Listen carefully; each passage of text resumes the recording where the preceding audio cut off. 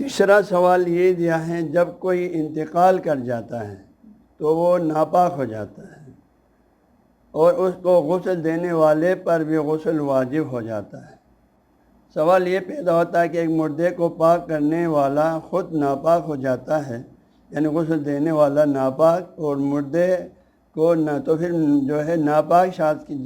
جس نے غسل دیا ہے تو وہ مردہ کیسے پاک ہو جائے گا، یہ ایک سوال کیا ہے۔ تو عزیزان گرامی، ہمیں فقہ الافات کی روشنی میں یہ بات جاننا ضروری ہے کہ جو بندہ جو ہے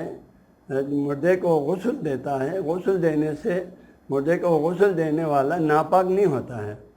ہاں جی، وہ ناپاک نہیں ہوتا ہے، اس پر حدث حکمی لاحق ہوتے ہیں، یعنی وہ بعد میں اس پر ایک غسل واجب ہو جاتی ہے مس المیت کے عنوان سے۔ مردے کو دہیا، اس نے مردے کو ہاتھ لگایا، اس وجہ سے اس پر ایک غسل واجب ہو جاتے ہیں غسل مس المیت کی نیت سے۔